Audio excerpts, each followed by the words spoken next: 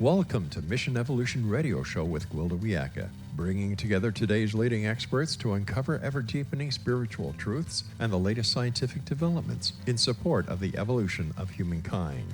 For more information on Mission Evolution Radio with Gwilda Wiyaka, visit www.missionevolution.org. And now, here's the host of Mission Evolution, Miss Gwilda Wiyaka.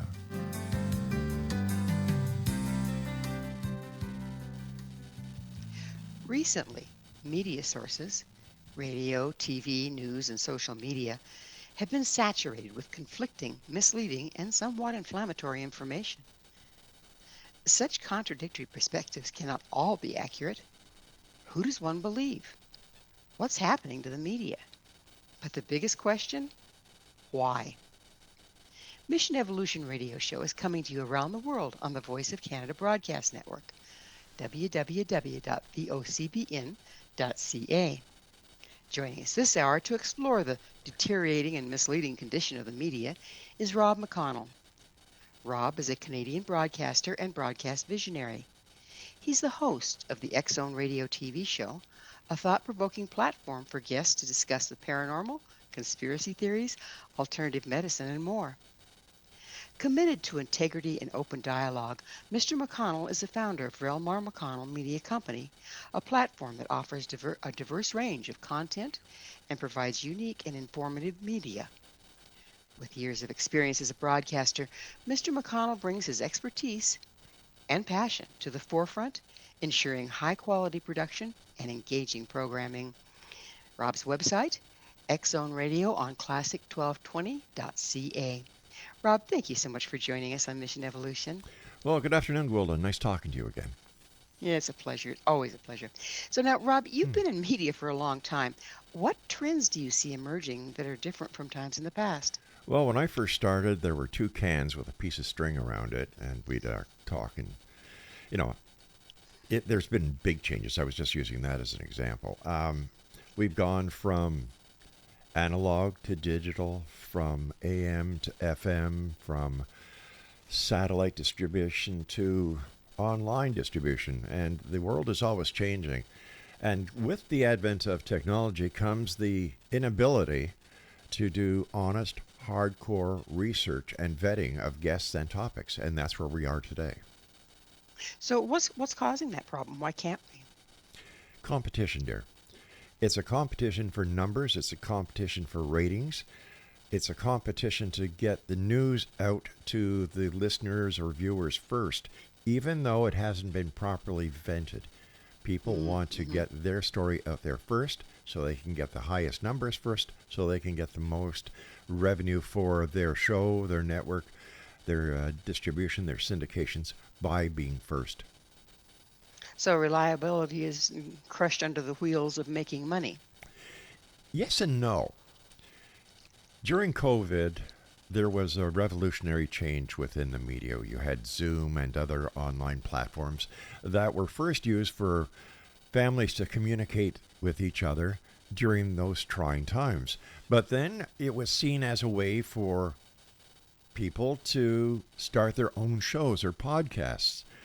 And there was a growth within the podcast industry of over 6,000%. That is a lot of people getting their shows out there. And this could be Daddy's little girl, of which this person talks about his little girl, what she did that day. Or you've got somebody who, their website is called Where Have All the Flowers Gone? And this website was started in September as the flowers were dying, and they took you on a daily journey down memory lane to where have all the flowers gone. And people just continued coming up with these podcast ideas. And what that in essence did was started to cram the podcast industry, where shows that would be ranked as, let's say, number 110, found themselves being shuffled down the line to being ranked at 45,000 because of all the influx of this information coming onto the broadcast scene. Now, any media outlet that just went with podcasting or online networking they're doomed to fail. Media So, cannot survive alone on podcasting. This is why we still do satellite, we still do FM digital. We use the tried and true techniques because if, for example, there is a solar flare that affects the internet like it has done so many times in the past, you get no news, you get no communication, you get nothing. Whereas companies like ours still do the tried, true, and professional aspect of broadcasting so that we broadcast 7/24, 365, no matter what. so how has social media and the copious numbers of podcasts impacted the accuracy of the information that the masses are exposed to? That's a great question. And the way that I look at it, and those that we have meetings with all the time, at least once a week with other members of the broadcast industry up here in Canada, is that podcasts make. All right, let me just use this as an example, Gwilda. Let's say that you're driving along in your car and you're heading from Colorado to another state, okay? That state where you cross the line has a toll. And you go from, let's say, a 6-lane highway to a 2-toll system where all the 6 lanes go into the 2 lanes now where you pay your toll. And then on the other side, it may be another 6 lanes, it may be another 4 lanes, or it may continue to be 2 lanes. That's what is happening. We're clogging up the internet. Okay, that makes sense. It would seem there's a whole lot of lying with the truth going on, particularly in the political arena. What's your Oh, what's your perspective on the accuracy of what's being presented? what accuracy. You know, you've got a president in the United States who just proves that there's no extraterrestrial life out there because he says things without thinking them through and changes his mind on a frequent basis, and his actions have never been witnessed before throughout the political history of this earth, let alone the great history of the United States of America. You have a president who is saying, well, I don't have to do what the Supreme Court wants because I'm the president. I should be king. I want to take over Canada. I want to take over Iceland. I want to put Trump International on the Gaza Strip. This is not the thinking of a man who has all his ducks in an order. And not only is he creating geopolitical chaos, but he's also tearing countries apart from long established relationships. And this in itself is feeding a lot of new podcasts, conspiracy theories, geopolitical theories. People are just signing up, and according to a study that I researched just prior to coming on this show, there are 300 new podcasts coming online each and every day. It's hard to weed through them. I mean, and they have these fantastic headlines about the president or whatever, but when you get into them, it's just some kid giving his opinion. That's right. And this opinion, if picked up by another podcaster that is reposted, and this podcaster reposts on another platform, and people on that other platform see this posting that is, wow, look what Trump is doing now. You know, it's repeated without it even being authenticated, verified, or vetting. Listen, President Trump can do enough damage on his own. He doesn't need podcasters helping him. Boy, isn't that the truth? Yeah. So how can we balance freedom of the press with accurate, responsible reporting? There you've just said the key to this solution. Freedom of the press. Now, you, I know for a fact, are a responsible journalist. I know for a fact that you vet your guests. I know for a fact that you do everything professionally as any professional broadcaster and production would do. You do that, Gwilda, and I am so proud to be able to call you my friend because you are a professional. Whereas a podcaster, They don't have to comply with any rules, regulations. They don't have to pay for any licensing. They don't have to pay for liability insurance. They just go spend what, maybe 30, 40 bucks on a headset, a microphone. They pay for an online platform, and away they go. That's not how professionals work. You know that. I know that.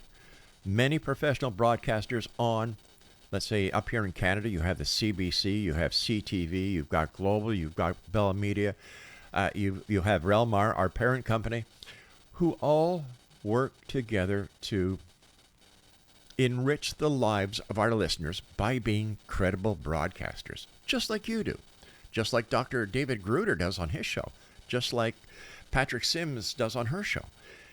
You get quality information out to the listeners. You do your homework. You do your research. You just don't go online and look at past reviews to get your information. You actually verify, authenticate, validate, and vet. And that's what integrity is, and that's what responsible journalism is. And that is where, my friend, freedom of the press reigns, with professionalism, not with podcasts. How do you figure that the freedom of the press doesn't apply to the podcasts as well as the professionals? The majority of podcasters are amateurs. They're not professionals. They don't go to universities or colleges to take up journalism, to take up broadcasting. They have no idea of what the realistic aspect and side of broadcasting is. Anybody can be a podcaster. Anybody. Not anybody can actually be on a terrestrial radio station or a network or a syndication. Not everyone can be a professional radio personality or television personality. Not everyone can produce a real radio show, TV show. This takes professionalism, and it's something that you just cannot learn by plugging in a microphone, putting on headsets, getting a few soundtracks, and saying, "Hi, welcome to my podcast." It doesn't work like that. It does seem that there's a lot of inferior quality in what's being presented, particularly on, I won't say any names, but it ends in tube. Okay. There just doesn't seem to be. Oh, geez, for a minute there, I thought you were going to say YouTube. No, I wouldn't have done that. I That's would. not professional. I would. See, telling the truth as a member of the media is professional. So I agree with you that there is not a lot of professionalism on YouTube. I agree with you. The same can be said for Vimeo. The same can be said for Rumble. I can agree with you 100%. And, I know that you have to take a commercial break here, so I'll let you do your talking as I bring you out of the break. Let me do my thing, huh? That thing Yes, you do, yeah. It is time for a station break. Rob and I will return very shortly, so don't you go away. This is Mission Evolution, www.missionevolution.org.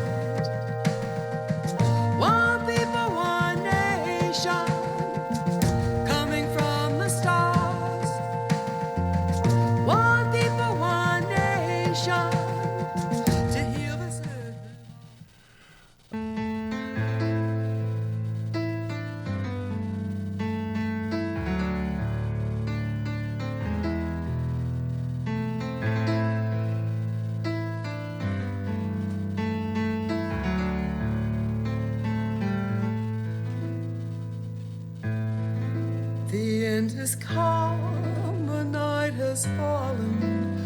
I have reached the end of days. What's real is not, reason fails me. I've gone beyond all known pathways. This is the end of reason. This is Is anyone holding these people accountable? With us this hour discussing the state of modern media is Canadian broadcaster Rob McConnell. His website, X-Zone Radio on classic1220.ca. Rob, who's in a Mhm. position to hold these people, these amateurs in the media, responsible? Uh, Literally no one, because there are no rules and regulations for podcasters. There are no licenses. They don't have to have insurance. They don't have to pay into the government for the licensing. Anyone can become a podcaster. And that's one of the biggest issues that we in the professional broadcast industry have, is that we are subject to rules and regulations that keep us to our highest standards. Where you have these podcasters, amateurs, children who decide that, hey, I want to have a podcast show. And like I said, 300 new podcasts a day, ranging from the age of 9, I think is the youngest podcaster that we found, all the way to people in their late 90s. No, My goodness. no, there's no responsibility. No responsibility at all. There's no code of ethics required for podcasters. And the same is for the people who put their videos up on YouTube and on Vimeo and on Rumble. You know, Gwilda, there, if if there was just one platform that the podcasters adhered to, that would be one thing. But there's, I think, Craig, my producer that does my show, he checked something out for me the other day, and there's over 200 audio platforms out there Oh my, really? that these people put their podcasts on, and the messages that they get out there gets entangled with legitimate media sources. Now, I'm just not talking about REL-MAR. I'm talking about Mission Evolution. I'm talking about the X-Zone Radio Show. I'm talking about the other professionally produced and established broadcasters and journalists. It's something like you're taking a spaghetti sauce and adding a whole recipe of other products into it and coming up with this mishmash. And you have to take your fork to actually go through the sauce to see exactly what you want to eat and what you don't know what it is, and you put it to the other side of the plate. It is horrendous out there, Gwilda. One thing that this has us doing, because we understand that there's a need for podcasting, there is a market for it. It is a way that people listen to our various programming. We have to spend time and money and have more personnel who work every day going through all the different podcast platforms that we're on, changing the different search engine words that we use, the tags, the descriptions, to try and, keep us at the top of the rankings. We never had this problem before. And another thing that we're finding out is that the video versions of the podcast, which a lot of people watch on like we were talking on YouTube, we as professional broadcasters are turning away from shows that we would have actually put onto different MP3 programmings and venues, because statistics have shown that if you are in the car driving and you are watching a movie, a TV show, a YouTube show, that this is distracting to you as the driver of the vehicle, and puts Well, you yeah. in a very and it puts you in a situation where you could actually cause an accident. So what we have done here on our major platforms, we only produce and supply the audio feed for vehicles, because we don't want to be part of the problem. We want to be part of the solution. Yeah. And Well, Rob, yeah. when we've been talking about podcasters, Yeah. and I agree with you, but let's talk a little bit about major news outlets. Okay. Some of the stuff coming out of there, it's like you listen to one, it sounds this way, you listen to another, it sounds that way, and it's getting so polarized. I question the accuracy. What's going on there? Okay. Fox News is a large proponent for the Trump administration. You turn on Fox and you'll always see the president, you'll see J.D. Vance, you'll see Lutnick and the other members of the Trump cabinet. And there's a very simple reason why Trump and his henchmen gravitate towards Fox News. It's because Fox News is owned by his good buddy Murdoch. Well, isn't reporting supposed to be neutral? I mean, that sounds. There's the key word, supposed to. You have news outlets, and I'm talking within the United States here. You have CBS, you have MSNBC, and you have CNN, which in my opinion are the best news sources in the United States. But why they all have a different spin on a topic? Well, would you want to listen to 3 different channels that are reporting the same story in the same way? Would these 3 channels want to report in the same way? Because if MSNBC does a better way of covering a story than CNN, or CNN does a better job than CBS, ratings will show the owners which of these newscasts are being listened to and followed by more people. And as you know, if it don't bleed, it don't lead. And broadcasting, and I put a lot of this onto the podcasters, is fighting for survival, just like the newspaper industry fought for years to avoid the digitalization of major newspapers. The internet is good. It's great. But you know, a lot of people still like to hold a newspaper in their hand when they're on the train. And a lot of people still like to change the channel to see who's doing the best job. Because the best job with the most listeners gets the more advertisers, which gives the best source of revenue. But are we seeing in this, it seems like everything gets more sensationalized just because of all the reasons you just said. And you can only go that direction so far before you step over the line of accuracy. Do you see that line being crossed more now than it has been in the past? Oh, heavens, yes. Oh, heavens, yes. I see it happening hourly, no matter which station you watch. Because the media, the news industry, the broadcast industry relies on ratings for revenue.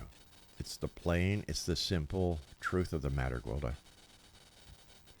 You know, a lot of people say that REL-MAR is the odd duck up here in Canada because we believe and we practice integrity. We practice professional journalism. We don't just take a story and go with it. We vet it. We check its sources. We do research. And do the major outlets still do that or no? Well, it depends on what their revenue is, to see how many reporters they can actually, hold on to, or what the different changes in technological advances in broadcasting are, to see if they're actually going to be able to afford these changes based on their advertising revenue. It all depends on ratings and advertising revenue, my dear friend. Now, for example, up here we just had a federal election. It was the Prime Minister Mark Carney against the leader of the Progressive Conservative Party, Pierre Poilievre. His platform, and every place he went, and I'm talking about Pierre Poilievre, number one, he said, I'm going to defund the CBC, the Canadian Broadcast Corporation, if I'm elected. That is like your PBS down there in the States. So what was the point of that? Oh, wait, it gets even weirder. Prime Minister Carney, as well as the other leaders of the opposition parties, would allow the media to travel with them. Mark Carney had this entire plane to himself, but he did not have any media travel with him at any time. When they landed, and they would only find out a couple of days before what his schedule was, when he went to a venue, there were only 4 questions allowed to be asked by the media, and those questions were selected by his campaign manager. So there goes accuracy right there. There goes freedom of the press. Absolutely. And there went Mark Carney, because he got he was not elected, thank God. So I'm happy to say the CBC will remain part of the Canadian great journalistic. What's what I'm looking for here? Heritage. There you go. Well, the heritage seems to be going by the wayside rapidly for all the reasons that we've been discussing. Now, I understand that, progression process takes change. Yes. But some of these changes aren't for the better in my way of thinking, because we, as the people, as the consumer, really can't trust what's coming out anymore. And that's very discouraging. It is, Gwilda, and no matter what country on this beautiful Mother Earth of ours we're seeing that happen all over. We're seeing that happen because there's too much going on at the same time. People just cannot follow the flow. People look for the shortest solution to an apparent problem, whether that solution is right or whether that solution is wrong. It's crazy, and here's the part that really upsets me, Gwilda. I can't see it changing in the very near future. I really can't. Well, everything's changing, but is it going to change for the worse or for the better would be the question. In order for it to change for the better, it has to hit rock bottom, and I don't believe we're there yet. I really don't. Delightful. Oh, yeah. This is the difference between legitimate reporting and make-believe reporting, because make-believe reporting would have said, yes, we're at the point now where everything is turning around and, everything's going to be sunshine lollipops. You have to be honest with your listeners and your viewers and your readers. They deserve it. And as the person responsible at this end here at REL-MAR, I demand it. Well, I'm glad somebody still does. Oh, I'm sure there are people out there who are doing it as well, my dear. But right now, all I have to do is take care of what's going on here. Well, we have to take care of a station break. Rob and I will be right back to continue our discussion, so stay right there. This is Mission Evolution, www.missionevolution.org.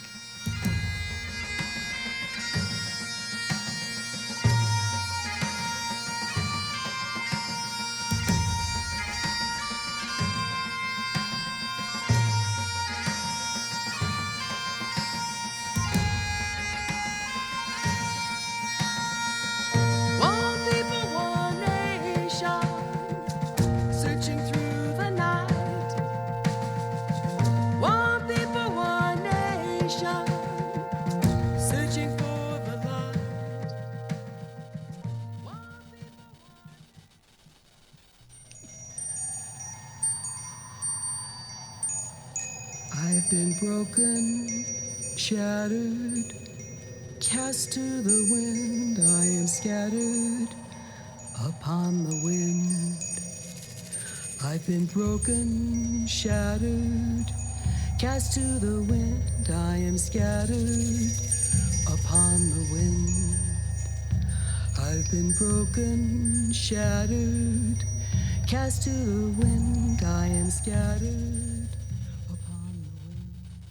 Misinformation, polarization. Are we in more trouble than we think? This is Mission Evolution, missionevolution.org.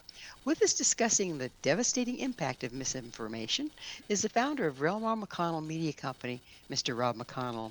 His website, X-Zone Radio on Classic 1220 CA. Mr. McConnell, do you see any actions taken by the current administration in the States? I mean, you mentioned what was going on during the elections and the media being restricted there. Do you see any actions being taken by the current administration in the United States to be in violation of the First Amendment of the American Constitution? You'd have to be blind not to see it.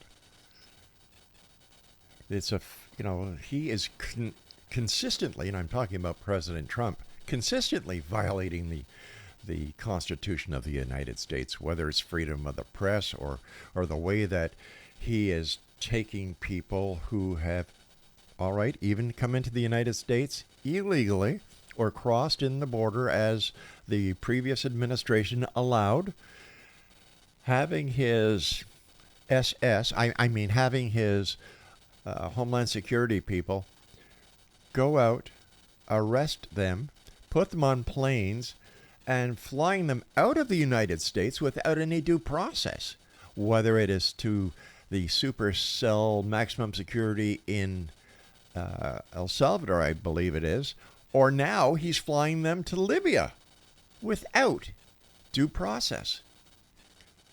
That's just one example of what he's doing. And then you've got a 40-some-odd-year-old former Fox employee, Secretary of Defense Pete Hegseth, who, in my opinion, should not be the Secretary of Defense. But he is there because he's a Trump yes man. And once again, he is a very, he was an anchor or a reporter on Fox Network, which is owned by Donald Trump's good friend, Murdoch. So, do you think that he's in some way dictating what's released on the press versus letting the press be free to say what they see fit? Now, who are you talking about, President Trump or Pete Hegseth? Either one of them. All right. What Trump did for Pete Hegseth is built a TV studio in his office in the Pentagon. Oh, my goodness. So Okay. in President Trump's office in the Pentagon, he built a TV studio. Not President Trump's office, the Secretary of Defense's office, Pete Hegseth, where he does broadcast daily. And then you've got President Trump, who has these meetings in the Oval Office with the media each and every day. Now, if this was in the best interest of Americans, without all the hoopla and the bullcrap that goes along with it, and about him telling visitors about all the 24-karat gold he has now brought into the Oval Office, and these pictures, and he's changed the Oval Office to look more like a palace. Oh, wait a minute. He does want to be a king one day. It's crazy. It is totally crazy. And then when he signs an executive order, he has to hold it up and show everybody that he signed it. Now, you see, when I see that happen, I just shut the TV off. I'm not interested. So are we looking at a bunch of theatrics here rather than Ooh. actual accurate reporting? Definitely, Gwilda. Definitely. Look, his favorite book at bedtime was Mein Kampf. He's duplicating everything that Adolf Hitler did in the rise of Hitler's reign of terror over the world. He wants to change, he wants to reactivate Alcatraz, the federal prison, as a sign of American justice. Oh, that's a laugh. But you know who his favorite gangster was? Al Capone. During his presidential run for the second time, Trump 2.0, he would go out and he would talk about many things, about, how Al Capone did this, that, and the other thing. The great Al Capone. And then when he was talking to our former prime minister,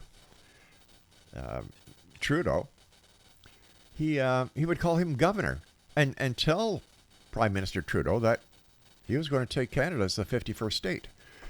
Then what does he do? He does the same thing to Greenland. What do you think is the purpose behind it outside of just ego? Well, in my opinion, there are a number of things. Number one, he uses international security, which is a bunch of bunk, because nobody that I know can see the benefits of having a base on Greenland. Especially, they used to have Project Worm. I forget the exact title, but it was Project Worm something. where there was an American base on Greenland in the 50s. So this is nothing new. But to tell a sovereign nation that I'm going to take it, and if need be, I'm going to use military force, is ridiculous. Like, this man is not playing with a full deck. And if it is, they're all jokers. When you look at... Whoops. I do love that song, and I'm sorry I hit the wrong button. When you're talking about how he influences other people, look what happened when Netanyahu was in the office of the president a couple of weeks ago. He came up with this harebrained idea that, you go in, Mr. Prime Minister of Israel, kick all the people that live on the Gaza plateau, ship them to Arabia. I'll take over the Gaza Strip and turn it into another Trump land. What are you? Are you a real estate agent? Are you a producer? Are you a TV show host? Or, damn it, are you the President of the United States? And if you're the President of the United States, act like a President of the United States. So if he's taking all these actions that don't seem to be in the best interest of the country, and some of them are in violation of the U.S. Constitution, kind of like he's using it for toilet paper. Right. Why has the U.S. Constitution lost its teeth? Where are our laws? Where is the things that hold people accountable? Why is he running rampant like this? Because he can, and nobody has the guts to stop him. Look what he did to the Gulf of Mexico. Changed it. Look what he's doing to a mountain in Alaska, changing the name. Look what he's doing to, I think he's changing someplace, the name of the Arabian Seas. That's being changed. Nobody has the nerve to stop him. They're afraid of him. He is a bully. He's a narcissistic person who needs to be stopped. And I was speaking to a constitutional expert the other day, and I said, well, what would happen if the Supreme Court gives an order and Trump doesn't follow it? What's going to happen? He says nothing. Absolutely nothing. That's my point. It seems like the Constitution and the American government is only as strong as when people don't think to violate it. But if you think to violate it, there doesn't seem to be any accountability whatsoever. The same thing goes for the media. It looks like the Waterloo of democracy. It is. It truly is. And I believe, and I hope I'm wrong, Gwilda, I can see a constitutional crisis happening very soon. Because in my opinion, what happened when he lost Trump 1.0 and there was that horrific insurrection attempt in Washington on January the 6th. And he wanted Mike Pence to throw the election in. Mike Pence, God bless him, said no. He stopped them. All the insurrectionists who were, their actions are unspeakable. Totally unspeakable. They were put into jail. They faced justice, put into jail. And what did Trump do as soon as he was elected? Set him free on the public again. Exactly. Now, when you look throughout history, Hitler did the same thing with a group that was known as the Brown Shirts, which later became the SS. I don't think that we've heard the end of the insurrectionists. Trump is saying, well, I'm going to run for a third term. Ha, ha, ha. The Constitution says, no, you can't. There's a lot of diversionary tactics going on here. Look what I'm doing with my left hand so you can't, or you don't think to look at my right hand. How come nobody's ever talked about the people from the insurrection again? How come Trump or anyone else talks about the people who allegedly tried to assassinate him during his free election time? You don't hear about that. Why not?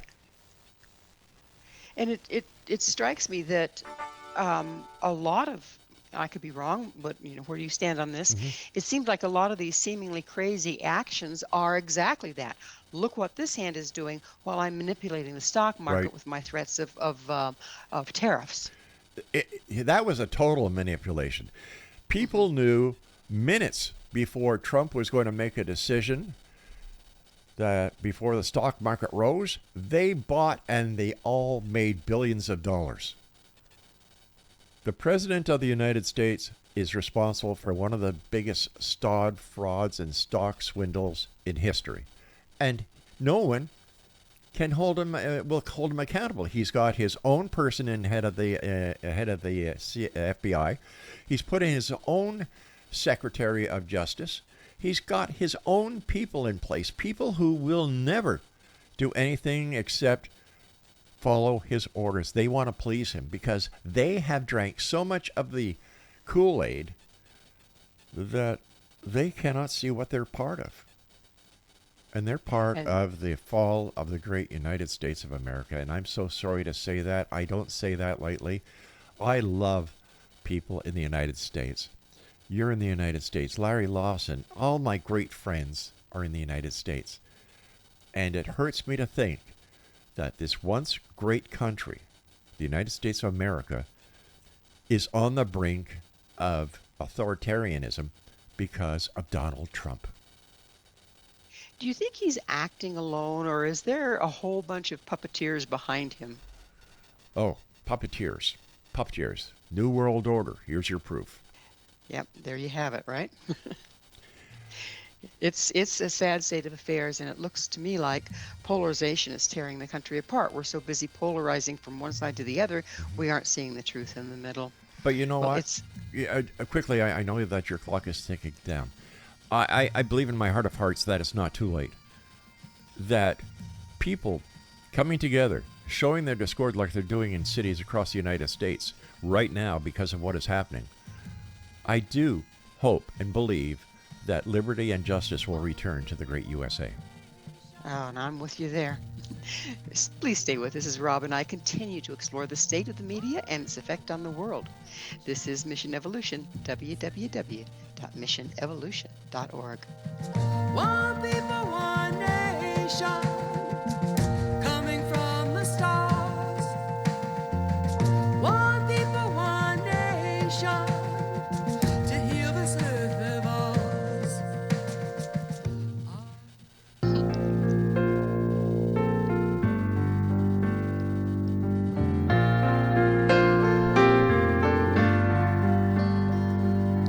Brilliant feathers of an unearthly hue glide by on the edge of his dream. A whisper of touch, an unheard song. Whose bird takes flight, prompted by his broken heart. My heart. If we don't change directions, will we end up where we're going? But wait, where are we going in the first place? This is Mission Evolution, missionevolution.org. We're continuing our discussion with broadcast visionary Rob McConnell. His website, X Zone Radio on classic1220.ca. Rob, you just had an election there in Canada. Yep. And how do you feel that the results are going to impact what we've been talking about today, the media and everything else? Well, what had happened was Prime Minister Justin Trudeau stepped down as the leader of the Canadian Liberal Party, and he also resigned as our Prime Minister. The Liberal Party then had to, to fulfill the vacancy, and they did so as according to Canadian law. And one of the candidates was Mark Carney. Now, Mark Carney, the former governor of the Bank of Canada, the former governor of the Bank of England, he's got degrees coming out of his yin-yang. He's a very smart man. And I saw him as the answer to Canadians' problem and a man who would not be afraid to face Donald Trump and to help us get out of this mess with the tariffs. Already, we've had over 300,000 people lose their jobs. Oh my. Yeah, since the tariffs take place. So anyway, during the election, now when Mark Carney took power, okay, this was just before President Trump really turned on the 51st state rhetoric with Canada. Canadians saw what Mark Carney could do for the country. So prior to Mark Carney becoming the Liberal candidate as well as the interim prime minister until we had our election, the ratings for the Liberal Party were very low. It was expected that the Progressive Conservative Party, led by Pierre Poilievre, would have won with a majority government very easily. But as soon as Carney came into the picture, man, the Liberal Party ratings went sky high. And in our election on April the 28th, Prime Minister Carney won the mandate from the Canadian voters that we wanted Mark Carney to be our Prime Minister and face Donald Trump. Well, earlier this week, a couple of days ago, President Trump announced that Prime Minister Carney was coming to the White House, and he says, I don't know what he's coming here for. And he says this on national TV, right? Real classy. But what President Trump did not tell the viewers is that as soon as Prime Minister Carney was elected and sworn in, after he had done his due diligence, he went over, saw what the implications of the tariffs were going to be to Canadians, and then flew over, met with the Prime Minister of England, of the United Kingdom, because, you know, we're part of that Commonwealth. Mm-hmm. From there, and we've always been great allies, always. Then he flew over to France, another ally of Canada, and then flew back to London, England, and had a meeting with His Royal Highness, the King of Canada, King Charles. All this showed that Canada had the support and the backing of the British Commonwealth, the King, the people of the United Kingdom, and France and other allies, that we were not alone, and that if Trump took us on, he was taking on more than he could chew. Canada is part of NATO. The United States is part of NATO. Section 5 of NATO says if you attack one member of NATO, you attack them all. So he's just not picking on Canada. And I must say that Denmark is also a member of NATO. So here you've got this alliance that has already been put in place because of NATO. And you've got Mr. Trump saying that he's going to, if necessary, take Canada over and Denmark over. And he's not ruling out the use of military force. How stupid can you be? Like, What possible purpose? What possible purpose? your guess is as good as mine. I really don't know. All I do know is that when President Trump had our Prime Minister in the Oval Office, a lot of Canadians were expecting to see the same thing happen to our Prime Minister that Trump did to the President of the Ukraine. That was a setup from the beginning. It Sure looked like was. to me, but Yeah, that was awful. But Trump met Prime Minister Carney at the front door with a nice handshake, and it kind of looked as if, things were going to be okay. But while sitting in the Oval Office, one of the reporters favoring Trump asked Trump about the 51st state again. And Trump goes on his little tirade about how great it would be for Canadians, how great the taxes would decrease, how we'd have better medical care. And of course, every Canadian is just killing themselves laughing because it shows Trump doesn't know what the hell he's talking about. And Mark Carney, you could see his facial expression and you could see the change in the coloring of his skin. Like, he's getting pissed off. And when Trump went to get a breath, Carney kind of cut in and said, there are many real estate properties that can never be sold. For example, the White House that we're sitting in. You can't sell that. You can't buy it.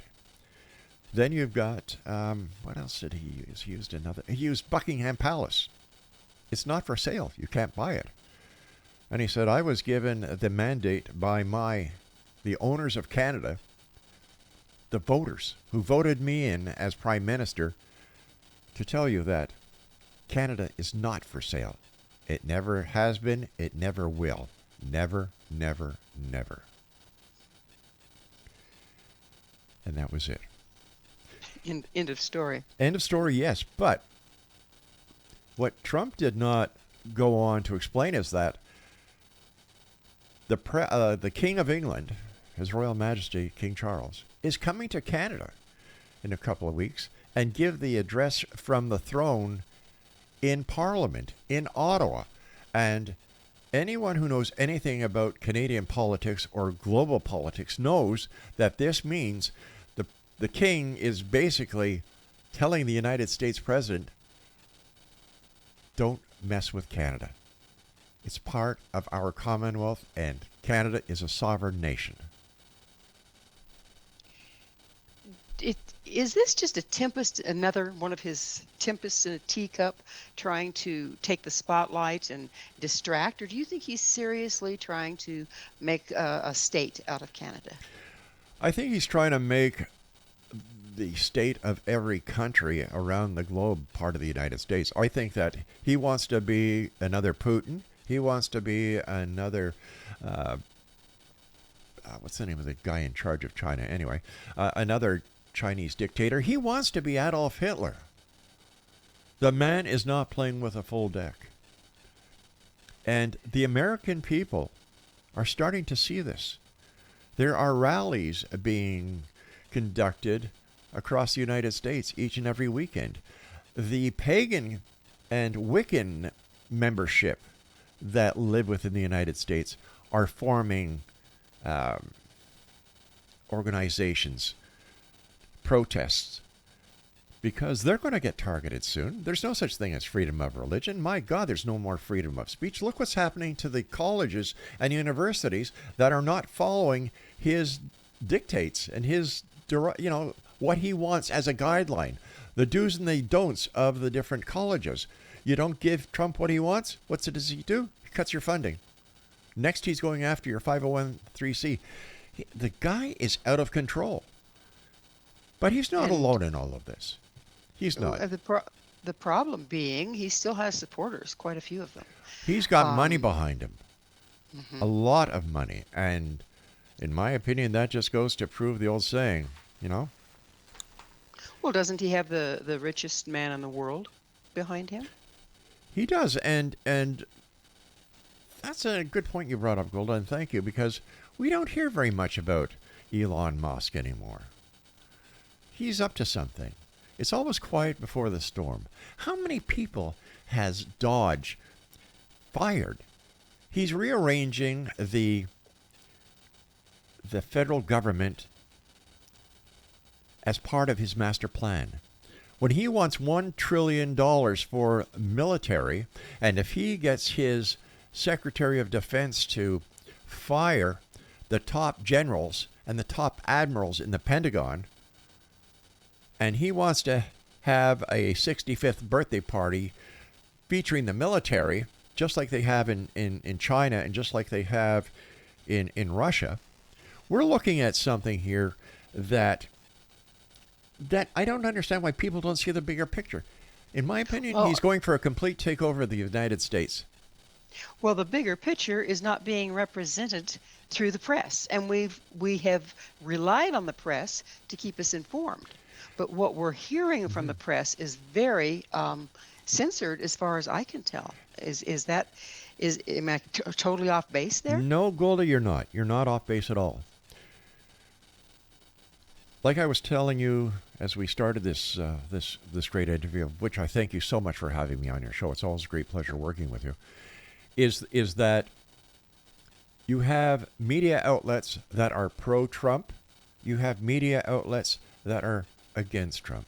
The media outlets that are against him are facing the wrath of Trump, like PBS, Air America, and so on. But you've got credible and very dedicated journalists that work for MSNBC and, of course, for CNN. You want the truth? You want to see what's really going on with Trump? Turn on CNN. They've got great reporters, and that's where you'll find the truth. Well, Rob, thank you so much for that. Unfortunately, we are out of time, but it's just been a pleasure having you on the show. It's my great pleasure, Gwilda. I love working with you. I love having you part of the X Zone Broadcast Network. You are one of the stars in our lineup, and I know for a fact that since you've been with us, you've touched so many people, made so many wonderful changes in their lives. And you see, they're not as lucky as I am to be able to say to you thank you. So for all the millions of listeners that we have that listen to your show and watch your TV shows, thank you for the great work you do. Rob, thank you so much. Our guest this hour has been Rob McConnell, President and CEO of REL-MAR McConnell Media Company, Canadian broadcaster, and the creator-host of the X Zone Radio TV show. To find out more about Rob, where you can find his shows and all he has to offer, visit his website, X Zone Radio on classic1220.ca. This has been Mission Evolution with Gwilda Wiyaka. For more information or to enjoy past archived episodes, visit www.missionevolution.org. But please, be sure to join us right here next time on the Voice of Canada Broadcast Network, vocbn.ca. This mission will continue, bringing information, resources, and support to our rapidly evolving world. One people, one nation.